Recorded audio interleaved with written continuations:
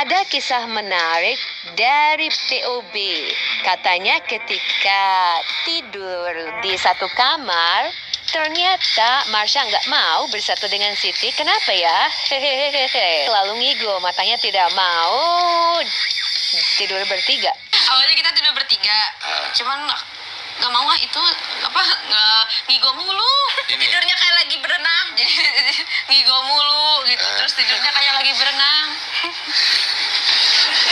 Ternyata di antara mereka bertiga punya hobi yang berbeda-beda. Seperti salah satu contohnya Marsha. Marsha itu suka jalan-jalan. Sementara Widi itu hobinya masak mulu. Nggak mau pergi kemana-mana. Itu kan perbedaan ya. Tapi dalam ikatan bermusik, mereka itu kompak. Walaupun hobinya beda-beda. Yang paling unik itu ya tuh tadi Siti itu kalau tidur itu nggak mau diem dia itu. Bahasa Sunda nama apa ya? Itu kalau tidur nggak mau diem itu kayak berenang bolak-balik nggak mau diem. Bolak-balik. Itulah Siti. Makanya Marsha nggak bisa itu tidur bertiga itu. Karena apa ya itu keganggu kalau tidur begitu. Tapi kalau Widi beda lagi. Kalau Widi itu ya bisalah damai begitu. Walaupun ketika diajak jalan-jalan dia lebih suka masak aja di rumah katanya. Gitu. Ngigo mulu gitu. Terus tidurnya kayak lagi berenang. Siti ya paling Membaca di ruang komentar katanya di sini POB kalau udah diwawancara seperti ini cekikian mulu. Katanya tidak ada tanda-tanda kalau dia itu pemusik ulung katanya. Dan Cing Adel katanya memang mewawancaranya bisa menyatu dengan mereka. Ya itulah namanya juga POB ya. Masih termasuk generasi Z ya. Atau Gen Z. Katanya anak Gen Z itu kurang ulet. Kalau memang menyatu dengan hatinya, salah satu contoh, Siti itu kan keluar dari sekolahan. Gara-garanya apa? Gara-garanya nggak bisa ngatur waktu. Katanya kan begitu. Ujung-ujungnya, tiga-tiganya agak keluar juga dari sekolah tersebut. Pindah-pindah sekolahnya. Tapi yang paling berjasa itu sanawiyahnya, karena kepala sekolahnya membelikan gitar bass, memberikan drum, karena pada saat lomba itu menang. Luar biasa kan itu supportnya sekolah, tapi ujung-ujungnya keluar juga dari sekolah sanawiyah tersebut. Begitu juga ketika dia itu pindah masuk SLTA, dia masuknya SMK katanya. Ternyata mulai banyak panggilan dari televisi. Nah, di stasiun televisi ini sumber masalah. Namanya juga anak-anak masih muda ya. Ceplas-ceplos ketika ditanya itu. Ditanyalah masalah bagaimana kebijakan sekolah. Ya udah susah katanya itu kalau perizinan dari sekolah itu kalau ada pentas ada apa. Karena sekolah kan punya target untuk kurikulum ya. Harus ini, harus itu, terutama absensi dan sebagainya. Itu yang dia jawab terlalu vulgar. Akhirnya dipanggil lah sama sekolah. Apa jawabnya? Dipoyok, gelebok. Katanya begitu. Dipoyok itu maksudnya ya dijelek-jelekin di televisi. Tetapi bersekolah terus di situ. Akhirnya sampailah ke orang tua. Akhirnya kakak Siti ke sekolahan. Begitu di sekolahan, ambillah berkas-berkas itu. Ketika Siti lagi mentas, ditelepon. Siti nggak usah ke sekolah, kamu berkasnya udah saya ambil. Katanya kamu udah dikeluarin. Udah keluar, udah saya ambil berkasnya. Siti bengong, lo kok gak izin dulu sama saya? Sapu habis. Iya. Kalau manggung berapa orang sih ininya? Gerombolannya. Sama apa namanya? Rodis segala macem gitu. Satu Ya. Kita bertiga, FOH 1, tim manager 1, sound engineer yang di panggung 1. Terus ya pokoknya 9 atau 10 orang lah. banyak juga ya. Ridersnya kalau ini apa aja? Apa aja yang di belakang panggung sih kita makan? Susu, paling aku mah susu sih pernah request. Request. Susu apa? Susu yang kotak. Susu kotak. Kan susu cair semua deh. Ada yang kotak. Yang di kotak. Oh, yang di kotak. maksudnya. Oke. Ya. Ultra gitu. Iya. Ya. Oh boleh ya sebut merek? Boleh. Tadi Warwick udah disebut. Ya. Ultra gitu nggak ada riders khusus, permintaan khusus. Nanti kalau udah gede mau minta yang khusus. Apa? Yang kepikiran mau apa? Kolam renang. Pengen aku sih paling abis manggung pengen minta tukang pijet. Oh. Paling sekarang ya kalau misal manggung di luar kota paling minta bakso sih. Bakso Atau makanan-makanan yang atau pedas. makanan-makanan yang pedas. Oh, karena memang suka pedas. Suka banget. Cilok ada cilok. Cilok. Bakso udah ada belum, Man? Panjangkan pasar. Ayam geprek. Oh iya benar. Iya, iya. Ayam geprek. Bisa serabutan aja. Pokoknya yang penting pedas ya. Iya. Siapa paling suka pedas? Bertiga. Ya. Kalau makan mie deh bakso berapa Sendok. sendok Berapa sendok? sambelnya?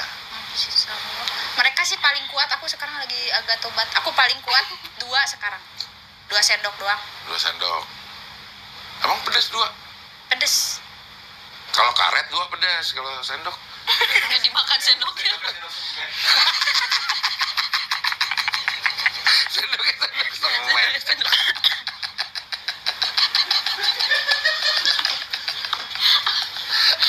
Banyak nih bukan. Pada doyan mie pangsit ya, mie ayam. Doyan. Yuk. Main yuan. Di situ ada Main tuh, yuan. ada tuh kuahin, enak banget. Wah. Enak banget ya. Kuah itu agak-agak bangka, rasanya nggak terlalu manis. Kalau mie ayam Sunda kan juga nggak terlalu manis ya. Enggak. Mie ayam Jawa tuh banyak kecapnya kan. Iya. Ya. Kalau mie ayam Sunda kecapnya nggak terlalu banyak. Enggak. Ya, ngerti juga ya. Tampaknya untuk urusan makanan POB itu tidak pilih-pilih. Tapi ada request katanya harus pedas.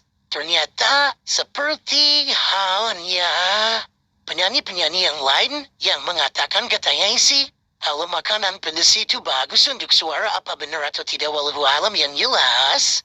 Siti Marsa Widi ini ternyata hobi makan pedas katanya. Begitu juga kata Putri Aryani dari AGT itu loh. Dia juga sama suka makan pedas. Tetapi satu, kalau dia itu hati-hati. Jangan pernah minum es katanya. Kalau minum es, wah suara hilang. Begitu. Tapi kalau di POV kelihatannya mereka tidak mempermasalahkan larangan makanan, yang jelas requestnya pedas-pedas itu. Dalam wawancara dengan Cing Adel ini ada klarifikasi, ternyata mereka bertiga itu bukan dikeluarkan tetapi keluar sendiri karena atas permohonan diri sendiri, seperti yang kita saksikan berikut ini ya, walaupun sambil ketawa-tawa tapi klarifikasinya jelas. Jawabnya jangan ketawa, iya. Kenapa dikeluarinnya awalnya? Karena sekolah ini sih ribet kalau izin. Oh, Jadi kalau ya apa udah ketawa aja dulu udah. Ya Allah. sumpah. Kalau main band di panggung gimana ketawa gini ya? Jadi karena sekolah yang pertama tuh kalau misal izin mau manggung tuh agak ribet. Nah, maksudnya dia bertiga dari sekolah pertama udah ngegrup? Ya, udah. Namanya? Dari MTS. Dari MTS, Madrasah Sanawiyah. Ya. Udah ngeband metal, Belum metal sih. metil. Apa ngebandnya apa dulu? Bawain lagu apa? Awalnya kan POV ber-15. Nah pas bawain iya awalnya Itu 15. ber-15 apa grup? Ini? Masih grup musik juga cuma Tampaknya kurikulum sekolah itu untuk menangani anak-anak yang memiliki bakat khusus seperti ini harus ada perlakuan khusus. Kenapa? Ketika POB itu mengalami kesibukan yang luar biasa karena undangan dari berbagai stasiun televisi, podcast, dan masih banyak lagi undangan-undangan manggung, ya resikonya berbenturan dengan bahan aja. Kalau Putri Aryani ya ternyata koordinasinya bagus ya. Karena orang tua mampu sehingga anaknya diberi pembelajaran online. Atau tugas-tugas ya belajar jarak jauh gitu loh. Tapi kalau POB ini mungkin karena orang tuanya juga kurang peduli ya terhadap dunia pendidikan karena faktor ekonominya beda dengan Putri Aryani. Sehingga terpaksa pindah-pindah sekolah. Yang paling menarik ketika SMK. Dia ternyata pindah-pindah juga dan akhirnya terakhir itu masuk sekolah yang ada pesantrennya. Loh, kok diizinkan masuk karena sekolah tersebut siswanya kurang banyak dan diiklankan katanya begitu sehingga banyak peminat untuk datang ke pesantren tersebut. Ditanya sama Tuan Adel ini, Cing Adel bertanyanya seperti itu, apa boleh di pesantren musik-musik seperti ini? Di awal mulanya sih tidak, tapi lama-lama diizinkan juga karena merasa terbantu untuk publikasi sekolah tersebut katanya begitu. Nah inilah barangkali simbiosis mutualisme. Seminggu udah bisa karena waktu itu lagu paling susah sih menurut aku pas waktu itu gitu. Sekarang? Sekarang juga ya. Masih susah. Masih susah ya. Terus yang lain nguliknya emang udah handal gitu. Enggak sih, kita kan belajar musik barengan dari nol. Oh kayak pom bensin ya? Iya, dari nol. Dari nol gitu ya. Iya.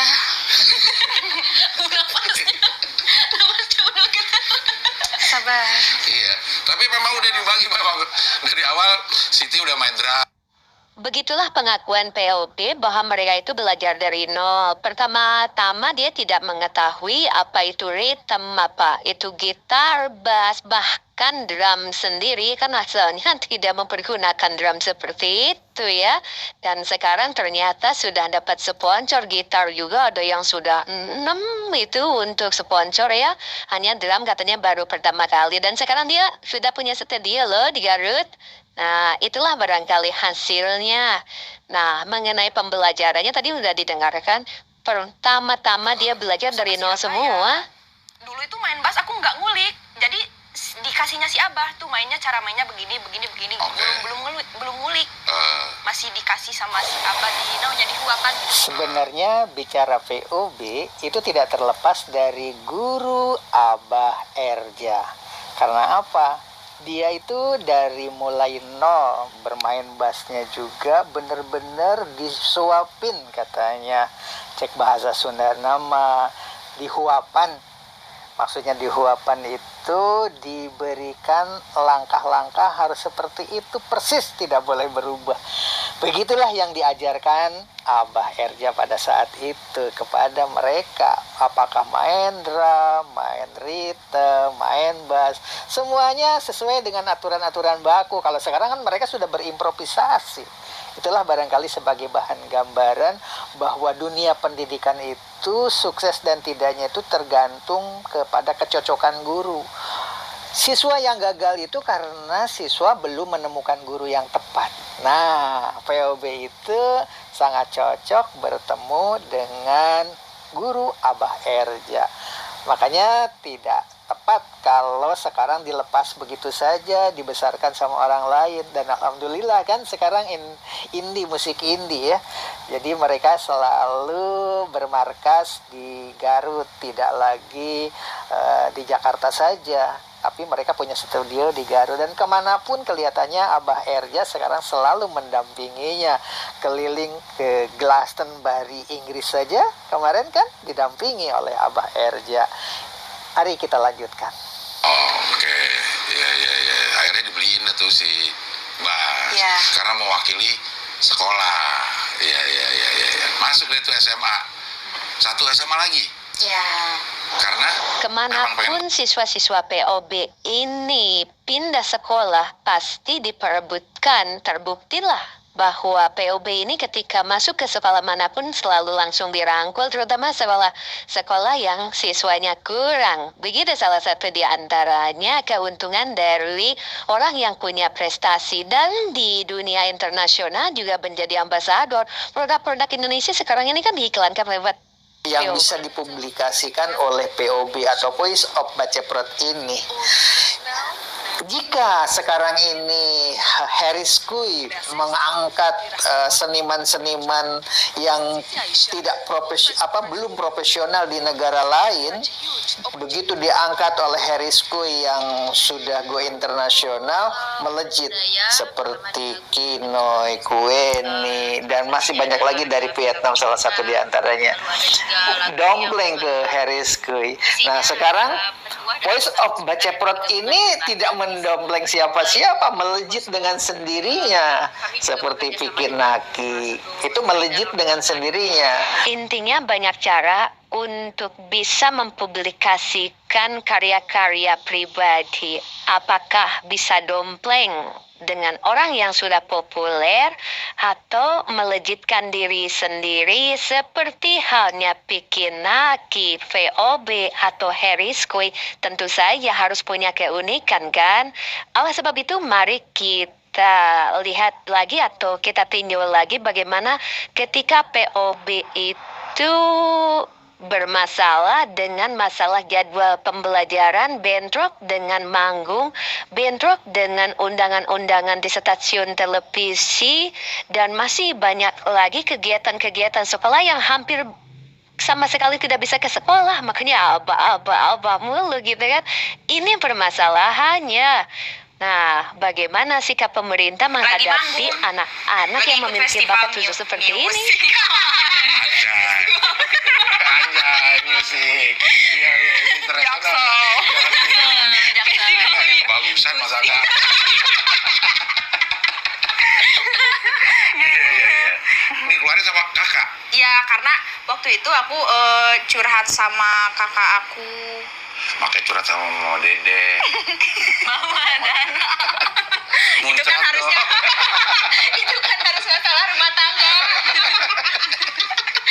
Iya, dikeluarin sama kakak. Ya, karena Oke. sebelumnya aku curhat di sekolah, guru aku bilang gini, katanya, kamu jangan jelek-jelekin sekolah. Kalau kamu jelekin sekolah, katanya, tapi masih sekolah di sini, kamu tuh kayak apa ya? Dipoyok di lebok. Di lebok gitu. Jadi Banyak di Lebok. dihina tapi dimakan. Gitu. Terus aku tuh curhat sama kakak aku. Nah, pas aku lagi berangkat festival, lagi manggung, tiba-tiba Music, kan? ditelepon. Siti, katanya kamu udah nggak sekolah, katanya gitu. Udah dicabut tadi sama teteh sekolahnya gitu. kakaknya punya sekolah. Iya, dia datang Kok ke dia sekolahnya. bisa-bisaan tuh kakak? Iya, tanpa nanya aku. Jadi udah we aku nganggur di situ. Maksudnya tuh ngejelek-jelekin sekolah tuh kenapa sih gurunya ngerasa kalian tuh ngejelek-jelekin sekolah? Nggak, Karena jadi apa? awalnya tuh kita memang saat itu lagi booming-boomingnya diundang di TV. Oke. Iya, nah terus di TV tuh diwawancara. Kayak barusan gitu, orang tua ngedukung nggak, sekolah ngedukung nggak gitu. Ya kita kan jujur aja gitu. Iya. Kalau respon sekolah begini, keluarga begini gitu. Nah sekolah tuh merasa dirinya dijelek-jelekan. Yes. Oh. Itu karena kita bilang kalau ya kita memang kalau misal mau ada acara sekolah memang agak ribet ketika izin. Ya, izin, ya. Akhirnya akhirnya mengeluarkan diri. Iya, dicabut. Dicabut malah sama si Teteh. Iya. Nganggur dah tuh. Nganggur. Berapa lama nganggur? Nganggur berapa lama ya, malahan aku nggak mau sekolah lagi dari situ. Soalnya nggak mau nyari teman baru. Di bayangan aku kan mereka masih sekolah di yang pertama nih, mereka berdua. Kalau aku sekolah berarti aku harus nyari teman baru, sedangkan aku tuh jarang punya teman. Iya. Kelakuannya begini siapa yang mau temen? Jarang ada yang mau nemenin. Bukan jarang punya teman. Iya benar juga. Ini salah. Nah udah guys diomong. Iya. Jadi nganggur di rumah aja. Di rumah Tapi selama nganggur suka begadang nggak? justru tidur mulu. Iya betul, supaya besoknya nganggurnya masa nganggur telat ya? Karena besok nggak punya planning.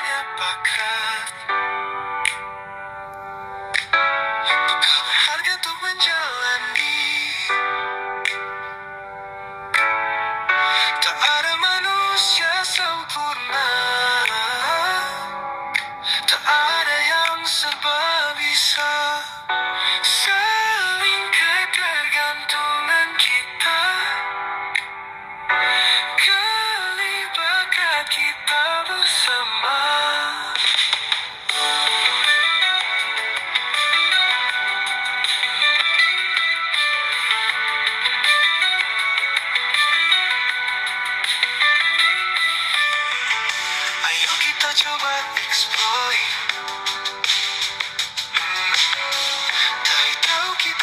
bersama.